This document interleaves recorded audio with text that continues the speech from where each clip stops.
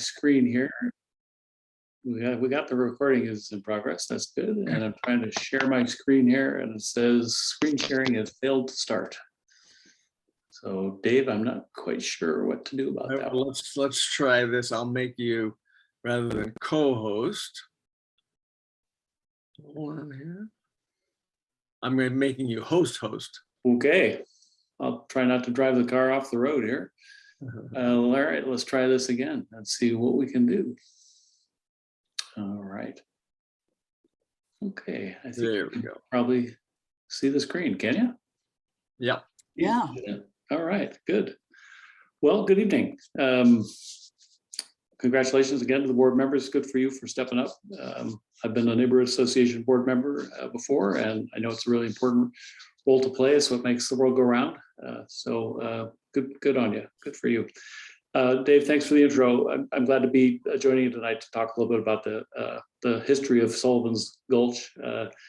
I'm Doug Decker. I'm a local historian in Northeast Portland. I run AlamadaHistory.org, the blog. My wife, Marie, and I have lived in the neighborhood for 32 years. And we live in a 1912 arts and crafts bungalow that we have restored to its original condition with the help of finding some early photographs. I found the little boy who grew up in my house. He grew up here starting in 1917. We were planning to do some changes to the front porch, and we didn't really have an idea what it looked like.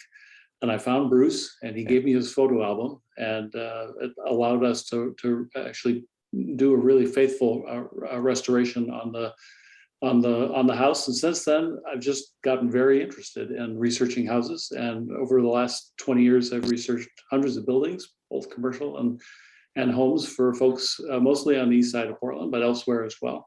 I spent a lot of time in archives, reading through public records and old maps and newspapers. And I'm gonna admit Katie or Kelly to the room since I'm the sole co-host here. I've also done quite a few oral history interviews that really kind of bringing the stories of the neighborhood to life. So I'd say that my ongoing lines of inquiry have to do with how our neighborhoods first came to be, how they came together, that transition from forests and farm and dairies to a grid of gravel streets, the ways of living, the decisions that were made by our predecessors that have shaped the neighborhoods that we know today. The blog contemplates those questions, and really the kind of central idea through my research is that this has always been a changing landscape. That if you can stand back far enough beyond the arc of one human lifetime, you can see the story of change occurring over and over and over again with varying tempos and impacts. And our presence here makes us agents of change, even if it's a little hard to see sometimes incrementally. So I think knowing our history makes us better able to participate in that change, and it builds a sense of community and context. And I think it reminds us of our responsibility. And of course, history also brings us together. So here we are. So my goal here in the next hour or so is to travel back in time with you and have a look at the earliest waves of change that shape the landscape that we think of as Sullivans Gulch today. We'll turn back the clock here in a minute. We're going to go well back before recorded history, and then we're going to come forward to look at some of the first maps that were drawn of the area.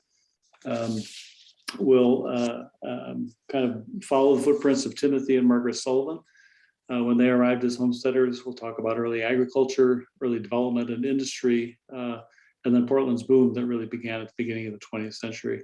We've got a lot of photographs to look at here and some maps that will allow us to have a look at the Gulch itself and really watch it change from a wild place to a sewer, to a manufacturing hub, to a golf course, to a shanty town, and to an expressway, the Gulchy part of the Gulch, and the residential areas up on the shoulders. So whichever way we look, we're going to run into the currents that have shaped the neighborhood over time, and those are a strong tie to an abundant natural world.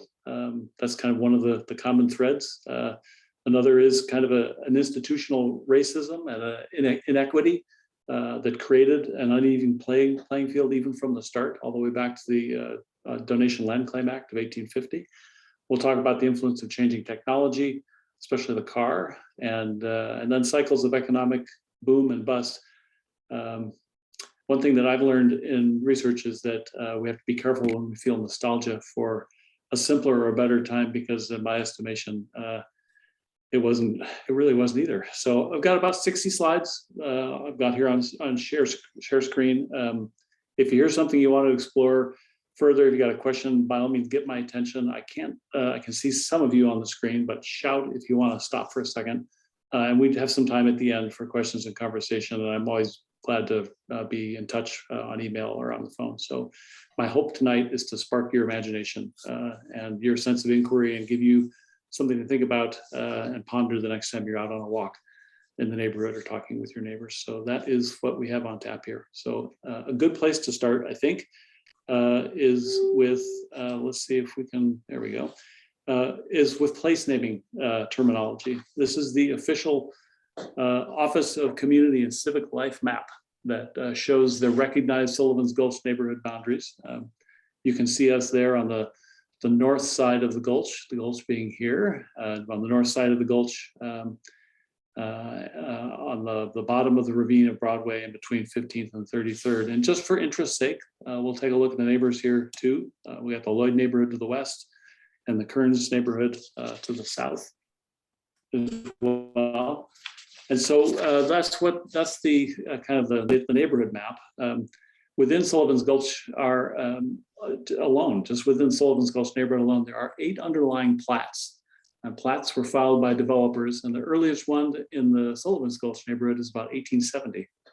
And so think about a plat as it's a subdivision plan for lots and streets, and it's filed with the Multnomah County Surveyor by private developers.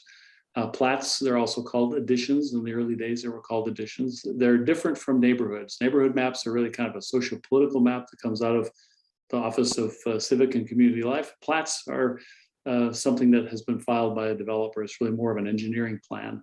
And there are 900 or more plats that make up the Portland area over time. Most of them were filed during the early years, actually, by developers who are trying to make a favorable impression. I just finished researching a property in Woodstock, and the developer of Woodstock decided to name their plats after mystical places in Sir Walter Scott novels. So Woodstock, Waverly, Kenilworth, Ivanhoe, those are all from fiction trying to get people's interest, and that was the developer's idea. Something notable about plats in this area, the ones that you can see on the screen here, is that they were some of the earliest plats on Portland's east side that go back to the 1870s. And that was actually a time, 1870, when Portland was actually 3 towns. What we think of Portland today, we had Portland, which is basically the west side. We had East Portland, which is where most of us are right now. And then we have Albina. And in 1891, those 3 separate towns combined to create the city of Portland. So when we talk about plats, we're going to talk about plats tonight. We're going to bump into adjacent neighborhoods because that's just the way early life was, and kind of the way it is today. If you had a plat, you're a developer, you have a plat approved by the county surveyor, you can begin to hire the folks that are going to make the streets the old-fashioned way, and really open and transform the lands by grading, making sidewalks, and then selling the individual lots. When subdivisions were created, some of the lots went to builders who built homes on them for speculation, just betting on the fact that people would buy them. Some went to individual buyers who then actually bought the lot and then contracted with a builder and an architect. And so in the Sullivans Gulch area, just for the record, there is an actual plat called Sullivans Gulch, but it was filed only 5 years ago, and it relates only to about a block and a half near the corner of 21st and Multnomah. And of course, there is the Sullivans addition of 1870, which was platted by John J. Sullivan, who is the son of the original homesteaders Timothy and Margaret Sullivan. They were the namesakes long ago during the homestead era, which we'll talk about here in a moment. But I'd like to go a little bit deeper than the homestead era as we start, kind of have a wider sweep of history. This is a map from 1852, and what we call today Portland and Multnomah County.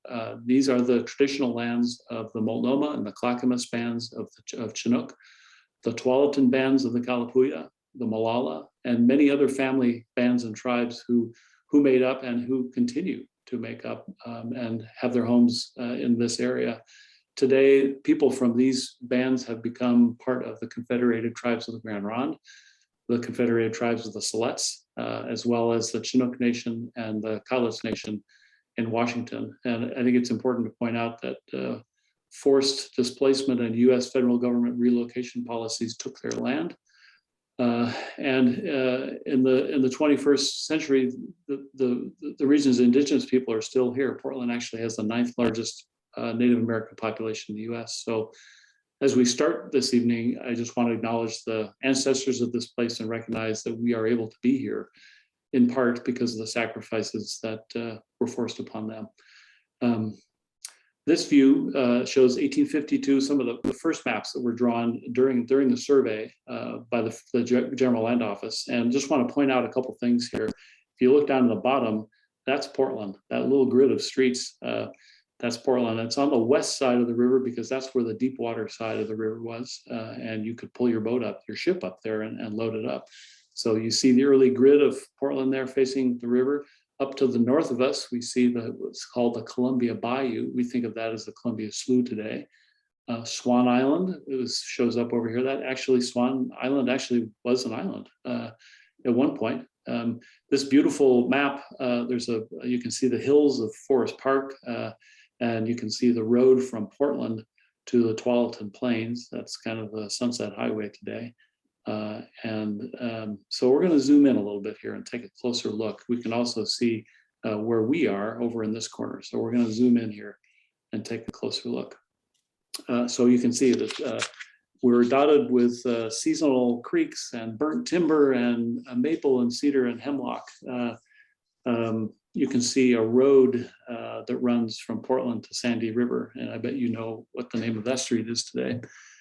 Sandy Boulevard, and there's a trail that passes, several trails that pass by the Sullivan Homestead. You can see the Sullivan Homestead here, and the Quinns are over here, and the Crothers, and Wheeler. We can see the Wheelers here, and Thompson. There's some familiar names in there.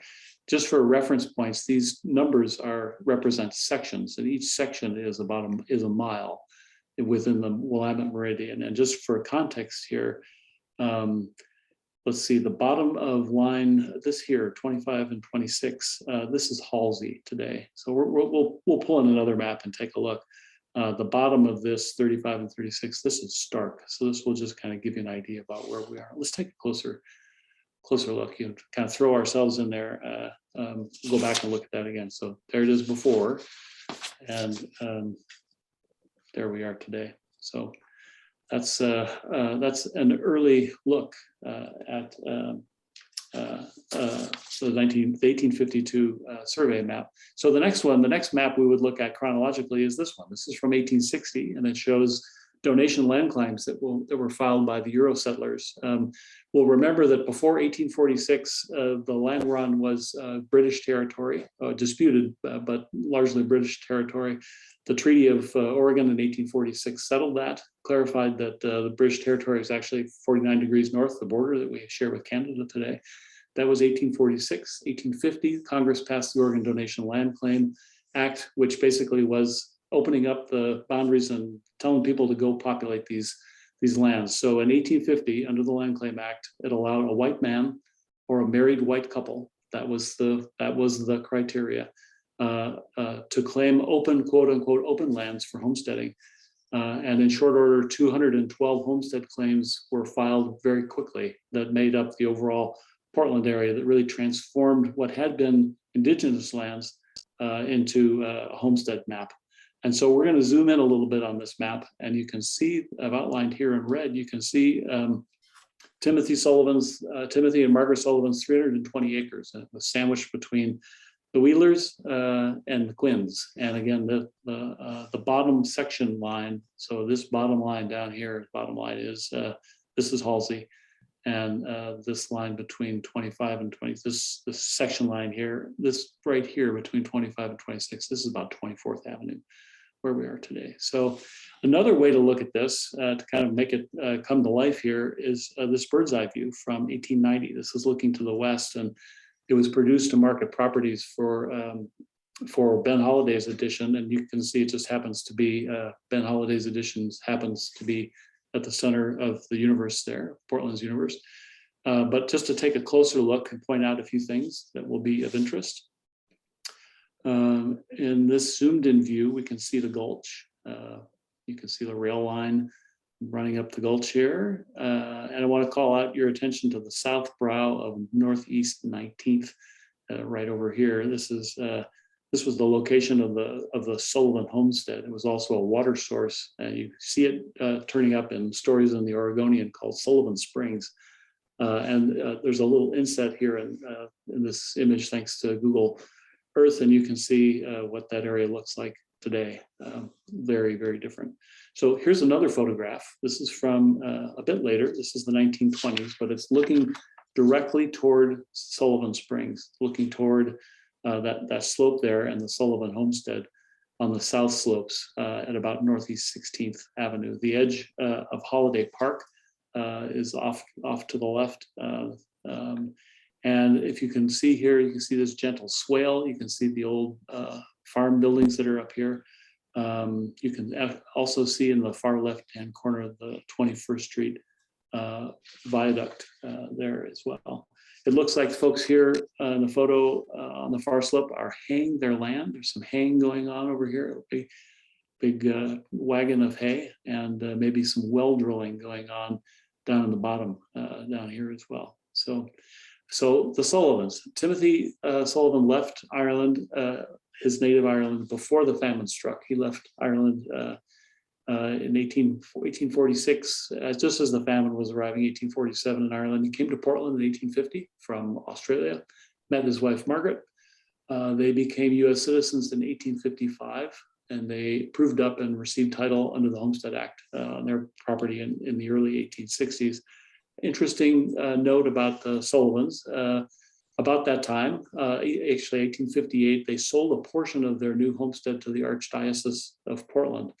You can see this is an early 1892 map, and just for orientation, this is Stark, where I'm running the cursor here. You can see Lone Fir Cemetery at Southeast Stark and 24th. Well, at that time, Catholics were not allowed to be buried at the Lone Fir Cemetery. So they created a cemetery of their own called St. Mary's Cemetery. And you can see it here on this 1892 map as the Catholic cemetery. This was actually on property that Timothy and Margaret Sullivan sold to the Diocese of Portland, and they were buried there. The cemetery operated until 1929, when the bodies there were relocated to the new Mount Calvary Cemetery in Southwest Portland. And everybody who knows the neighborhood knows that is the location of Central Catholic High School today, right across from the Lone Fir Cemetery. When we think about the Sullivan lands and their legacy, another interesting note is that when they died, Timothy and Margaret left some of their lands to their daughter named Marie, and Marie became a nun, joined the Sisters of Providence, and through her will, she bequeathed some of the original Sullivan homestead land to the Sisters of Providence, including the site of today's Providence Hospital. So even though the Sullivan name is not necessarily on lands, the Sullivan legacy, the legacy of those lands, is definitely with us today. This is the only visible clue to the Sullivans today, and it's actually a street. This is a Google Earth photograph. This is called Northeast Sullivan Street, and you've got to hunt to find it. You can see it's on the south side of the Banfield. It's about a block long. It's actually more like an alley. It's perched on the south edge of the Gulch behind Oregon Mountain Community, right there at 29th. And you can see the former Dornbecker furniture plant here on the right. We'll get to that in a sec. So we're gonna moving forward after the Homestead era. This is 1897. This is a USGS quad map of Portland, and you can see what's happening. Portland is starting to spread out, and the surrounding landscape is starting to fill in. And let's go back and look at that for a second here. So there's dairies, there's orchards, there's small farms. The Oregonian, about 1890, is reporting wolves out along East 33rd. But closer to the river, you can see neighborhoods were starting to be born. And what was happening was the 1905 Lewis and Clark Fair, the expedition really put Portland on the map, and it began to boom. People wanted to be here. Developers were looking for property to turn into neighborhoods. And this is an ad from the Oregonian just showing us how many people were pouring into Portland. And on the left and on the right, of course, as more people came in, the prices of the property was going up. So this is a good time to buy your property in Rose City Park. This is one of many different ads encouraging people to buy land. So there's a lot to say about what was going on in Portland during those years, those early years of the 20th century. But suffice to say that between the economy and the population and emerging technologies like plywood, even the 1905 World's Fair, all the stars were lining up to produce a huge boom in Portland's neighborhoods, and that's what happened. I want to share with you a really pretty interesting photograph. This is one of 14 tiles in something called the Henriksen panorama, and I've tried to point out some places that I think are notable here. This is looking right at the mouth of the Gulch. This is 1903, and it would be easy to spend an hour looking at this photograph, which I've done, and there's 13 other ones to look at the whole panorama of Portland. But just to point out a few places there, in the far background, we can see Rocky Butte. This little block of trees here shows up in many photographs of the area. That's Holiday Park. We'll see it again in quite a few photographs. This is a trestle over 12th Avenue. And you can actually see the topography of the Gulch here. Sandy, you can see the angle that Sandy is kind of taking. Sandy Road is heading off that direction. There were more trestles down here at the mouth of the Gulch, and you can see the river, the Willamette River, passing by right here. So I hope this helps you visualize the landscape. Lots of open lands, clearly still a kind of agricultural landscape that was beginning to come into transition, and things really did start to happen. Portland's population boomed, real estate boom, really transformed what had been this formerly lightly settled working rural landscape into the grid of streets and the houses that we know today. Some of the early residences, particularly south of the Gulch, were dating to that agricultural area when there were open fields. There was modest homes built after the turn of the century to accommodate many of the workers and the Gulch's heavy industry that was arriving. And then on the north end of the district near Irvington, there were larger homes that were being built. And here's one of them right here. You've seen this before. This is a kind of a iconic photograph of the Eugene Blazer House, which was located at 17th and Wasco. This was built in 1910. It was on the southwest corner of 17th and Wasco under what is today's Holiday Park Plaza. It was built for $20,000 and was written about in the newspapers and as the mansion, the Blazer Mansion, as it was referred to. Like many other large single-family homes, some of which were converted to apartments during World War II. When Portland was bursting at the seams, this home was demolished in the mid-1970s to make way for Holiday Park Plaza. And I know that some of you may remember that. I've talked with some of your neighbors who remember that building coming down. So a lot of housing stock in the neighborhood, as well as during that transition. I do want to focus a little bit on the railroad story because I do feel that the railroads are really important for the neighborhood, for the city, and for the region. This is something called the Bancroft Panorama, and it's from 1879. It shows Portland just before the railroad arrived. Railroad arrived in the spring of 1882, and so we're gonna zoom in here and take a closer look. But just for orientation purposes, we're looking on the west side. This is Balch Creek. Albina is Lower Albina is over here. You can see Rocky Butte, kind of the Alameda Ridge is in this neighborhood, and here's here's the mouth of the Gulch, and this is the Sullivans Gulch area. So we'll zoom in a little bit here. We're looking right up the Gulch, 1879, 3 years before the Oregon Railway navigation line arrived, connecting us to points east. You can see the sandy road pulling off here, off to the northeast. There's a bridge across the mouth of the Gulch, and down here, where the Willamette River often overflowed and pooled up.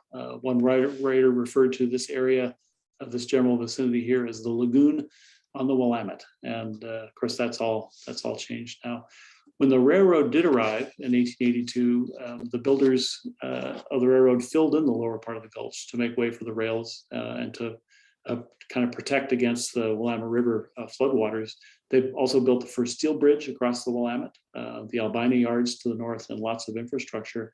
And during those years, the railroad really came to define the Gulch. It connected Portland, of course, to points east, serving a growing manufacturing presence that kind of sprouted up along the Gulch and along the shoulders. And it also attracted people of all ages, rail fans, particularly neighborhood kids. And I have ran into some memories. This is a former neighbor named Bob Frazier, who wrote his memories of life in the Gulch in a 1952 edition of the Oregon Journal. I want to just read you a little place about his memory of the Gulch. He said, "The Gulch was a terrible place for kids, but it was a wonderful place, and I wouldn't trade it. In a way, living by the Gulch was something like living next to a roundhouse. The trains puffing through Sullivans Gulch never failed to attract us and stir our fiendish little imaginations. Whenever we could sneak away from home for a few minutes, our crowd of 4- and 5-year-olds would beeline for the Gulch to watch for number 17, which, as I recall, came through sometime between nap time and supper time. And the whistle of number 17 screeching toward the Willamette will become meaningless to the next generation." I think he was probably right about that.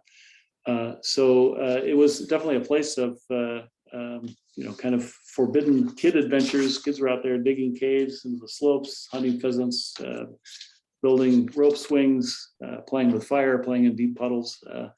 Something to point out in this photograph, this is the 33rd Street Viaduct, and this building that's behind, some of you may know it as Gordon's Fireplace Shop. It's a building that's covered with graffiti right now. We're going to see some more pictures of it in a moment. But this is old 33rd Street Viaduct here. But something to point out is just how narrow the Gulch is at this point. The Gulch was definitely widened in the 1950s to make room for the Banfield Freeway, and that required replacement of this viaduct. But again, change. It's our constant companion. So the railroads were first. Early residential came right in there, but manufacturing came to the Gulch as well, and really thanks to the railroad. In 1899, the Dornbecker Manufacturing Company acquired 5 acres of property in the Gulch at Northeast 28th on the north side of the tracks, where they built what the Oregon Daily Journal referred to as the biggest furniture factory under one roof in the world, located in Sullivans Gulch on the east side in Portland. And not long after that, other heavy manufacturing came to the Gulch as well. This is a look at Dornbecker's new warehouse at 28th and a new factory at 24th. So the buildings, the factories attracted thousands of factory workers who reported into the neighborhood here each day, and transportation became really important. There was a viaduct at 28th that brought a streetcar across 28th on a spur that was north from the Monteville line. It's kind of hard today to really imagine all the activity in the area of the Gulch, but again, the Oregon Journal reported that up into the World War II years in the 1940s, the Dornbecker factory had the largest industrial payroll in Portland, with more than 1,500 employees reporting to the factory every day. And that's pretty impressive. By the early 1930s, of course, residential development was surrounding Dornbecker on all sides of the Gulch, north and south. And while neighbors appreciated the employment opportunities, they were having a hard time breathing, and were tired of cleaning up the soot that was scattered by wind. Air quality was a very real issue for them. The factory generated its own power from wood-fired boilers, that belched thick smoke and ash, and neighbors actually protested. They went to City Hall, including a demonstration that left an impression on at least one newspaper reporter from the Oregon Journal who reported this. He writes that the protestants in virtually every talk that was made urged that they did not desire the factory removed or shut down, that they are in full sympathy with the undertaking to give more employment, but they do feel that they've submitted to the smoke nuisance as long as can be endured, and they're entitled to relief. The reporter went on to write that a spectacular feature of the hearing was the marching up to the council desk, this is the city council chambers, marching up to the city council desk where the committee sat, a group of housewives, and they deposited on the desks bags and packages of soot and cinders that they had swept up from their home. And I think that left an impression. Company president Harry Green was actually arrested in 1935 for continuing to ignore a clean air ordinance on the books. And in the spring of 1936, Harry Green decided it was time to just shut it all down, saying that we've reached the point where the location of the plant in Sullivans Gulch is just not suitable for our purposes. It was established here 35 years ago, and since then, 4 residential districts have sprung up around it. The founders did not foresee that when they started the company in this location, and they were ready to pull the plug, but they kept plugging away there. This is another look at the factory. This was taken in 1947. It shows, here's the 28th Street Viaduct, here's Sandy Boulevard, 28th Street Viaduct. Here's the manufacturing plant. Here's the smokestack. Here's the smoke. Fred Meyer is over here today. And now this is, of course, a storage facility. This is 1947. This is 11 years after Harry Green said it was time to close the building. But let's see. So the factory did operate until 1955 when it closed, ostensibly due to failed union negotiations, according to the company at that point. So it wasn't just heavy manufacturing like furniture building that came to the Gulch in the 19-teens. This factory that at Broadway and 33rd, many of us remember it as Gordon's. This is a photograph from 2012 that shows that. This was actually a huge cabinet and carpentry shop for its first few years before it became an aircraft factory. The Oregon Home Builders Company that built many of the homes in the neighborhood built this and used it for 2 years as a warehouse and a workshop where the company constructed its built-ins and kitchen cabinetry.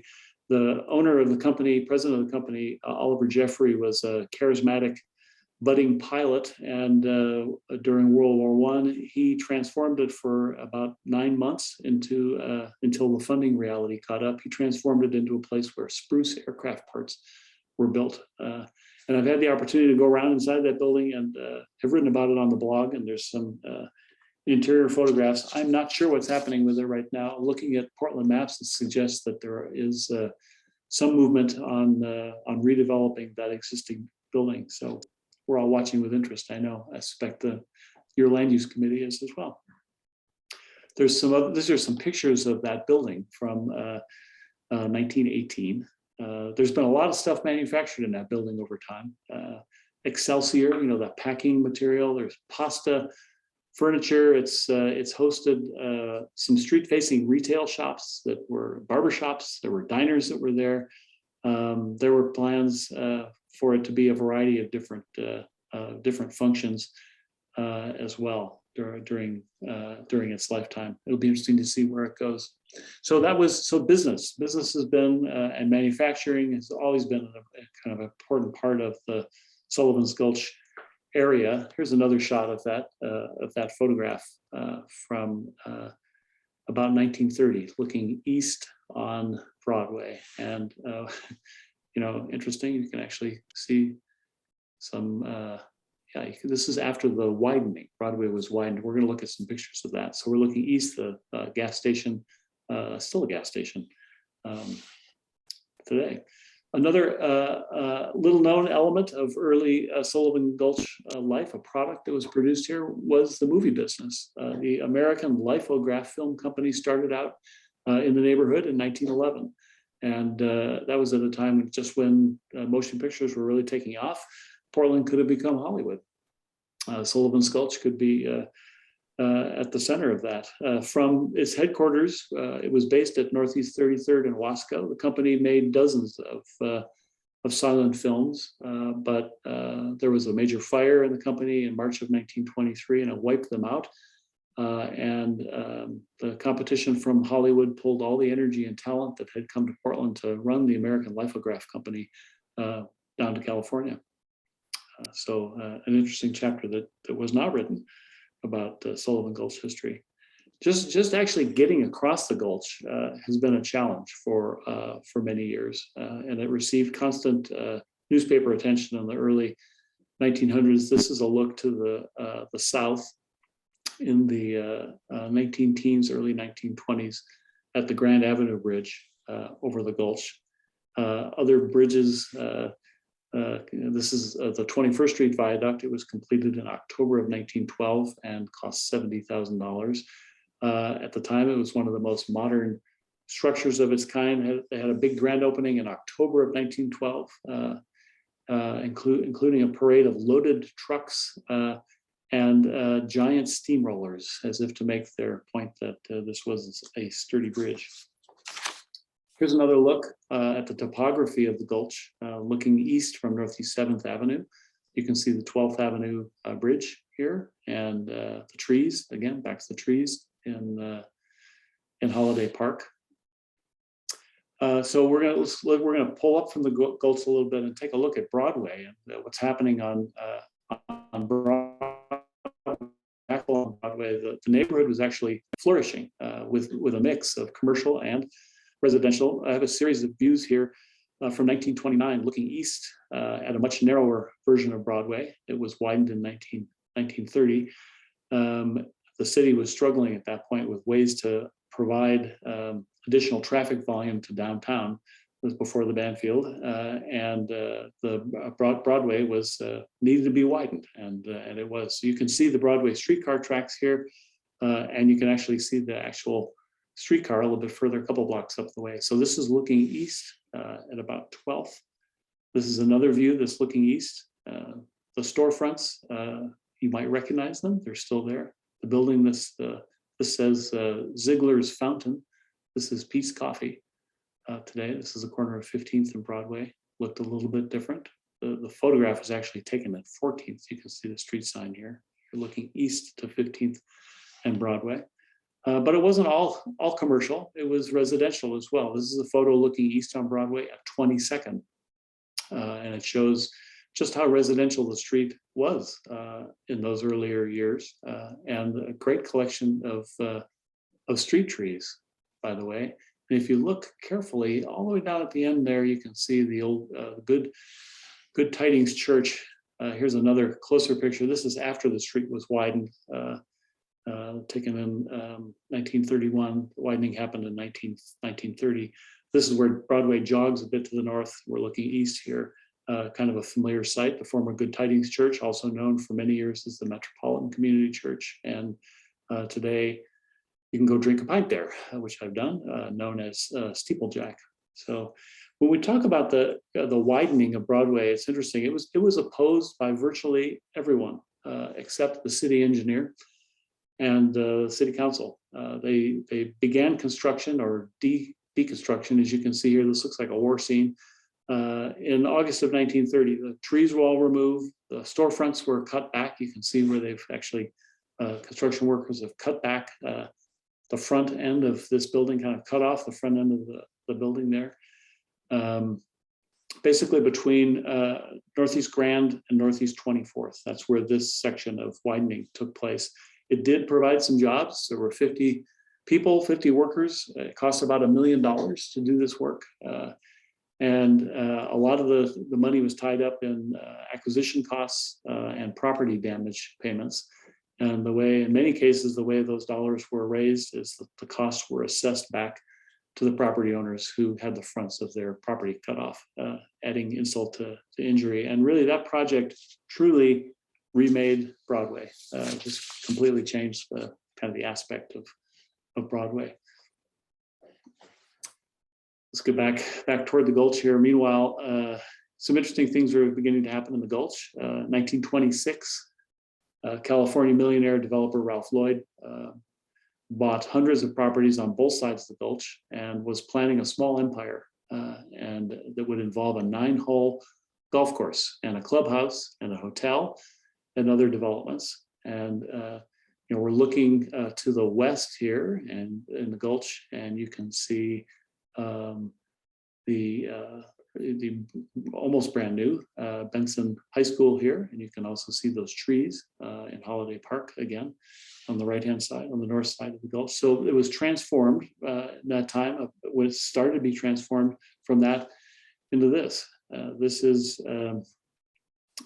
about 1932. A shot looking east from Northeast 15th Avenue at the construction going on in the golf course. A few things to look for here. The railroad tracks are still there. There's a service road and a retaining wall that's been built. You can see the retaining wall that's been built here. Houses here in the neighborhood up on the North Bluff. There's a few of them that you can see. Lots of fill that was recently trucked into the bottom for the golf course green. And if you look real carefully, you can see the smoke from the Dornbecker furniture factory still there in the background. How about that? Here's a look at the completed golf course about 1947. And so some things to point out here in this photograph from the Oregon Journal. This is the 12th Street Viaduct.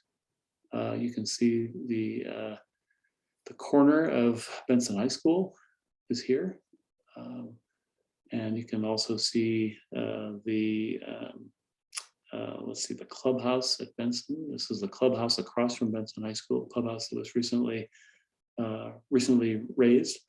And so just to kind of put us in context for today, and we can go back and forth here, thanks to Google Earth, this is what it looks like today. And let's go back and take a look at that. So I had often wondered about the golf course and where it was, and there it is down on the bottom.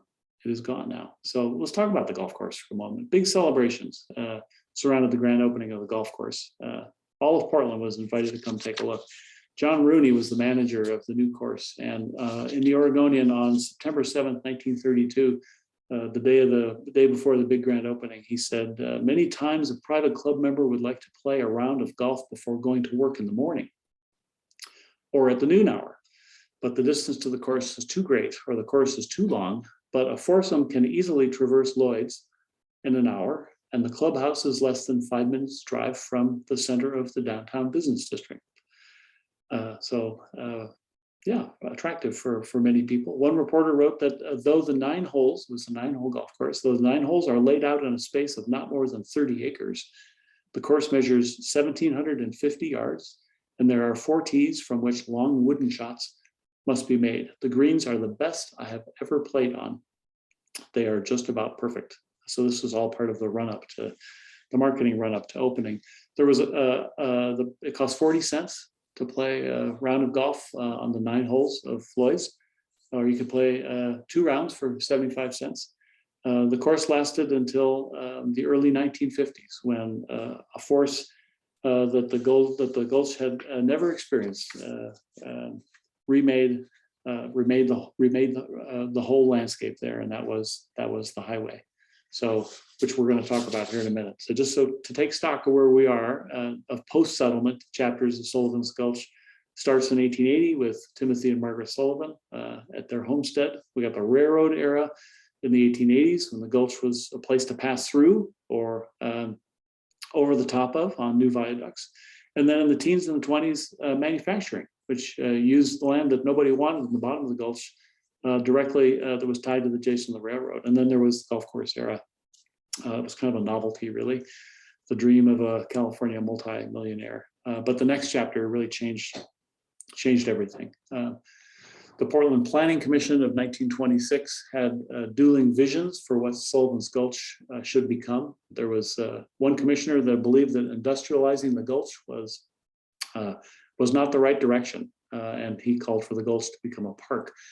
But the leader of the Planning Commission suggested something different. And I'll read you his vision was, the plans as visualized contemplate an outgoing speedway on the right-hand side of the railroad tracks and an incoming lane on the left-hand side. The object would be to carry the speedway under all the viaducts and to have only a few lateral streets, probably one every quarter mile, to feed the through highway. And this was 1926 when C.A. McClure, the leader of the Planning Commission, voiced that. This was 30 years before the vision would become a reality. It was 1926. That's 13 years after the Broadway Bridge opened. And that's really when cars first became commonplace in Portland. And of course, in 1926, when the Planning Commission chair was visualizing this, it was also the time when ridership on streetcar lines began to, it was kind of at its apex and began to decline as the car became more important in the late 1920s and 30s. So through the Great Depression and the war years in the 1940s, Portland had a lot of other things on its mind. But as automobile use increased, the complaints to City Council about heavy traffic and noise on the east-west streets, particularly on Burnside and Stark, Broadway and Fremont, increased. And in 1944, City Commissioner William Bowes brought up the earlier vision, and the State Highway Commission chair, chaired by a person named T. Harry Banfield, suggested that the city not grant any more building permits along the right-of-way. And so as the war years ended, the topic was beginning to dominate Portland's civic life and news coverage as well. You can see this story from the Oregonian in 1946 suggests that one is divided on the subject of Sullivans Gulch. May of 1948, there was a big election. A tax levy for the expressway was on the ballot, and Portland voted an unequivocal no. Defeated the effort by more than 2-1. Portlanders did not want to pay for a highway in the Gulch, and it went down 83,000 votes to 38,000 votes. That sounds like a pretty convincing defeat, but the establishment was strong, and within a week, even though the city of Portland wasn't going to pay for it based on the election, the Oregon Transportation Commission launched survey and planning work involving major right-of-way acquisition, and construction followed in the 1950s, paving over the Lloyd Golf Course, rearranging pretty much everything about the Gulch. The ribbon cutting ceremony to open the first stretch of this highway was October 1st, 1955. And then by 1960, the Banfield Highway was fully operational. Here we're looking to the east. You can see Benson High School here, the Lloyd Center area, the trees again that have lost their leaves there. The trees in Holiday Park, the old Sears Roebuck building. So there's a little perspective there. So let's see. There's a lot of other stories to tell, like the Depression era development of a shantytown in the Gulch. It gained national interest thanks to newspaper stories. The evolution of the Broadway Business District along the neighborhood's north side, the construction of Lloyd Center. Each of these things could be full presentations on their own, but just a few thoughts on each one. The shantytown, beginning about 1932, unemployed men, mostly men, began building shacks in the Gulch. They were clustered at first under the Grand Avenue Viaduct, and they eventually stretched up Gulch for more than a mile. And in the winter of 1933, it was a hard one. There was a news story in the Oregonian in January about hunger in Shantytown, and it provoked a pretty interesting response. You can see the community of Madras went out and gathered up some rabbits. They reached out with 4 sacks of rabbits for the hungry men in Sullivan's Gulch. As the Lloyd Corporation began to work on the golf course, parts of the shantytown were actually cleared and the shacks were burned, but residents persisted there until about July of 1941 was when the last of the shacks were removed from the Gulch. So they were there for about 10 years. But by far the biggest commercial project in the neighborhood was construction of Lloyd Center. This again was part of the vision of Ralph Lloyd. The golf course visionary who believed that he believed Portland's future was on the east side, and he owned more than 170 properties on both sides of the Gulch, and we think of those properties today as the Lloyd district. And his vision for what he wanted to do there for the Lloyd Center was in 1954. There was a plan to develop a 1.2 million square feet of retail space for 130 stores. This is 1954 when the vision was first hatched. Large stores, small stores, local stores, national stores, room for a hotel, for office buildings, for a medical dental building, and importantly, room for 8,000 parking spots, since the car was the center of our lives at that point.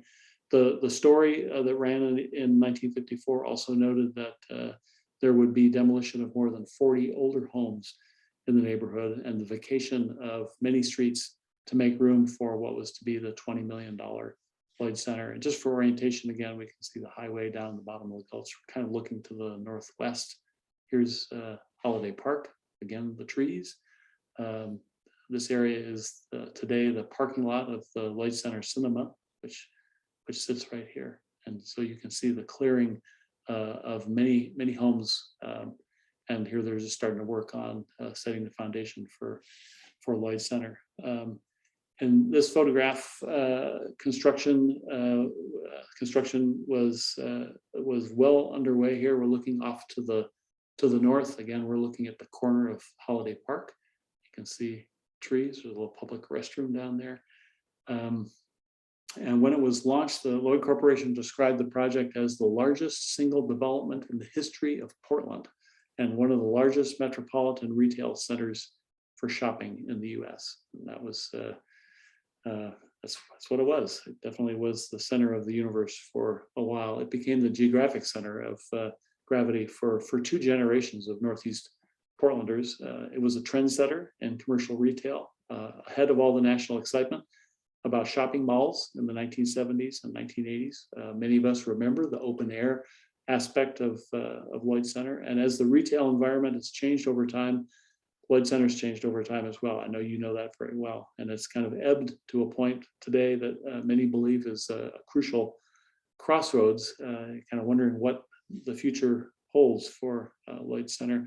Maybe you saw there was a recent piece in Portland Monthly magazine that contemplated the question, and I thought closed with kind of an interesting look back to Ralph Lloyd when we're looking to the future. The piece in Portland Monthly reads, "Let's imagine a pre-1992 version of the original shopping center without the roof, without the parking structures, and without the prison-like facade."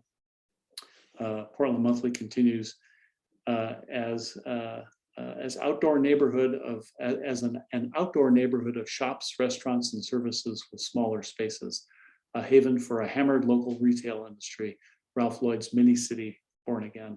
So that was one writer's kind of summing of where the future of Lloyd Center might go. So we're in the home stretch here, and as we finish this little time travel together this evening, I guess the upshot is that, you know, while we think we know this place, and we know it, and we think that it's our place, there's so many layers of history and so many stories that are lurking around every corner, most of which has been lost to time. And so we're reminded that where we've come from, and think about the fact that that can help us go forward with perspective. So that's a quick look at the history of Sullivans Gulch. I would be thrilled to take comments and questions.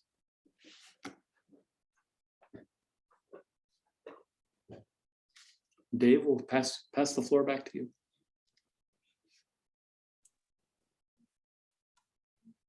I'm just awed by this presentation. It's really wonderful. Thank you so much. You're welcome.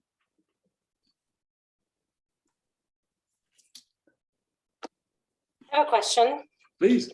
Doug, in your research of other neighborhoods, I guess, assuming it sounds like you've done, have other neighborhoods been stomped on as much as Sullivan's Gulch when it comes to history and like what they sort of dug through? Have you noted that other neighborhoods, or is it just Sullivan's Gulch location? I think, yes, I think other neighborhoods have been stomped on. I think you've been particularly stomped upon, in terms of lasting impact. And I would say there's a continuum there. One of the from like completely stomped upon, we think about the construction of Interstate 5 and the construction of the Fremont Bridge. We think about Albina, the Minnesota Freeway, kind of separating the neighborhoods there. Think about the incredible, vibrant African-American community along Williams Avenue that was, stomped on. Doesn't really even do justice to what happened there with the loss of that community. So that's kind of on the far end of, pretty significant, like transformationally significant change in that neighborhood. I actually just led a history walk in Vernon, and in Vernon, the Vernon neighborhood was seriously opposed to a number of city-led efforts relating to schools and fire stations and parks. And I think that the way of operating in the Portland area during those years, during the 20s, 30s, 40s, 50s, was pretty much, didn't really take into account public involvement. Let's put it that way. That's kind of an understatement. You can read the coverage of public meetings when, I was reading the story about the siting of the New Vernon School on Killingsworth there at 22nd. And the reporter for the Oregonian said that the school board meeting degenerated into verbal combat. We think about our politics being strained today, and we know that they are. But even then, I think very difficult decisions were made without a lot of public input. And even though everybody opposed particular actions, the city went ahead and did it. And so there's that full continuum across neighborhoods. I think those neighborhoods that were less able to throw their weight around because of their racial or demographic capacity probably got stomped on harder. And that's the reality of the way life was during those years. Good question. So knowing all that you do about Portland history, how do you think the city's going to change again with no single family zoning now in place? I've lived in Portland a long time in several East Side neighborhoods, and I love them dearly. I believe that, neighborhoods are the bedrock of democracy, but ours are continually being shattered by different zoning decisions. And what do you see coming? That's a very good question. My expertise is in kind of that period between 1900 and 1880 and 1950, as opposed to crystal ball. But I live in a single family neighborhood in a 1912 house, and we're here because we like because it's a good place to be. It's a good place to raise kids. Good neighborhood. I think that as Portland, again, back to the change. Change is our constant companion here, and I think I can't think about a time in Portland where change has not adversely affected people's lives one way or the other. I think that's just the reality of living and kind of being part of a community. I look at one thing that I do think is instructive. I look at I lived in Northwest for a little while in the mid 1980s, and walked around Northwest a lot, looking at old buildings. And of course, that was a neighborhood that was single family, zoned single family as well, many years ago, and it was transformed by large, high density multifamily dwellings. And so there's some places that we can look from a historical standpoint where we can see how changes, have changed the look, the feel, the life of communities. So I'm pretty sure it's going to change. I'm pretty sure that this neighborhood here in Northeast is going to continue to change. But I think changes. I think some changes is not bad. There's a lot of people coming to Portland, and I've spent part of my life in the natural resource world, and I'm a believer in land use planning, and part of that idea is that we focus our density into our urban spaces and we protect our primary resource lands, and that's kind of at the heart of it. So I think we've got to do a better job of making use of the space that we do have in our cities, and I think there's plenty of room for that without bulldozing a early 20th century neighborhood. But I think it is concerning. I wasn't necessarily a big fan of the residential infill program, and I don't like to see the teardowns that I've seen in many East Side neighborhoods, and I'm concerned about that in the future. I think there's a feeling throughout the inner East Side communities. I lived in Buckman for many years, and then downtown, and now back at Holiday Park Plaza, that we're sort of expendable, more so than other neighborhoods. And it's a continual tension between preserving jobs in the industrial core and infill housing.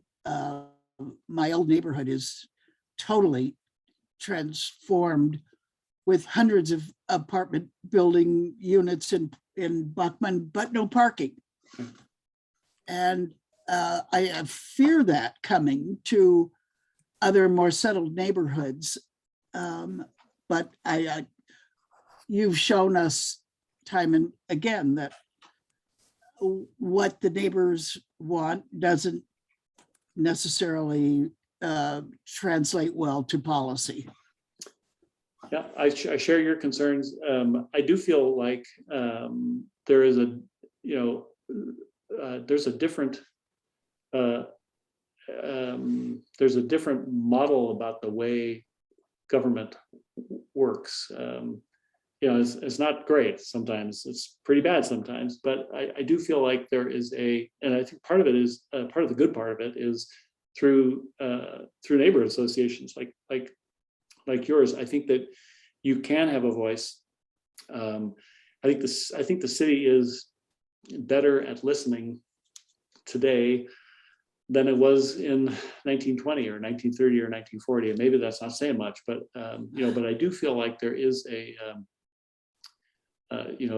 there is a more of a opportunity to influence decision making than there was long ago. But I do share your concerns about how life feels in these inner Northeast neighborhoods, and particularly from my standpoint, I serve on Restore Oregon, Oregon's historic preservation advocacy organization, and I'm concerned about the loss of our built environment around us, and I'm all for adapting that. I think that's got to be at the heart of of moving forward. Is we've got to find a way to adapt to be able to accommodate the folks that we have, and the people that are projected to be here in the Portland area.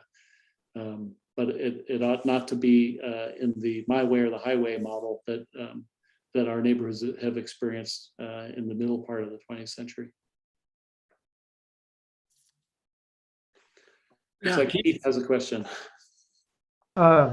Since we have you as with your historic capability, we've been wondering for a long time. There's the historic survey of the 1980s that was done in the neighborhood identified a house that's mid-block on Clackamas on the south side as originally on Timothy Sullivan's farmstead, and it was moved on to Clackamas. I just wondered if you ever saw that detail and were able to verify it or not.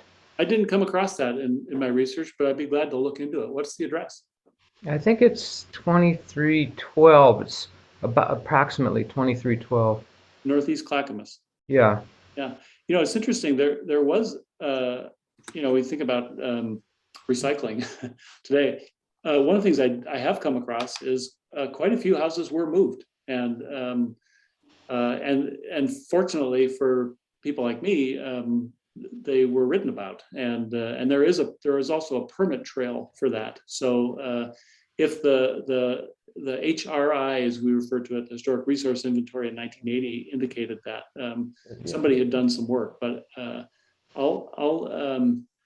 I will follow up and see what I can learn about that address and that house. I'll have a look at the HRI and building permits, and I'll follow up with Dave and let him know what I find. Thanks. It's the third house from 24th, west of 24th. If that address doesn't seem right. Okay, great. Okay.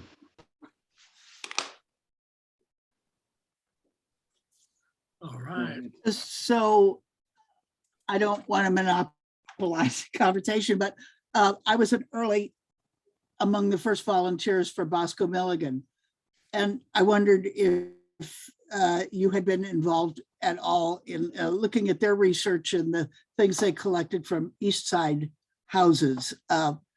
They have an incredible inventory of, architectural parts and Povey windows and things. They do. The Bosco Milligan Foundation today, is the Architectural Heritage Center. I've volunteered for the Architectural Heritage Center for many years, and it is a remarkable collection, which when I've looked at it has made me feel both kind of awestruck and inspired and very sad. Yes. Because it's you're looking at the body parts of beautiful buildings that are no longer, but at least there is something to be able to remember them by. So if you have not been to the Architectural Heritage Center, to the museum there, it's not too far away.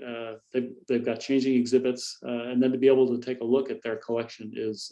They also have a great research library, and they have a couple of really great staff folks who can point you to some resources and all kinds of interesting walking tours and other education events. Yes, it's a treasure. Yep. So I've got a question here. I've been fascinated that the parking lot by the Lloyd Cinemas has been bare for so long, even in those early pictures, right next to the park, Holiday Park. Yeah. That area was scraped clean, and some old map I saw seemed to indicate there was like a bicycle racetrack or something like that in that area. But wonder what was Ralph Lloyd going to do with that area, I wonder. Well, I've not come. Every image that I've come across and the maps that I've looked at of that area are just like you say, Dave. There's nothing there. It is open land. It's kind of distinctively open land, and we saw that in the photographs. I've not come across any kind of bicycle racetrack indication. We actually got an early bicycle map of Portland from just before the turn of the last century, and that's not indicated there. And I have not, and I know it's available, but I have not, kind of super scrutinized the Lloyd plan for what he intended for that area. I know that there were an awful lot of things that he did intend that didn't get built. The tall hotel, there's really kind of eye-popping renderings of what he was planning on a very grand scale. But that would be the place I would point you. It would be to kind of pull up the Lloyd master plan and see exactly what was envisioned for that spot. It is interesting that it's been open for so long, and we wonder what the future holds. Yeah. Yeah. Other questions? Well, this has been a really interesting presentation, Doug. Thank you so much. All right, thanks for sticking with me. Lots of digging to find all those old photographs and maps. We really appreciate it. Good. You're very welcome. You are And the thank you treasurer. everyone for attending. As I said before, is being recorded, and I'll figure out how to make it easily available to everybody. So without further Thank ado, let's call this meeting to an end. Thank you very much, everybody. Thank you. Thanks. Thank you so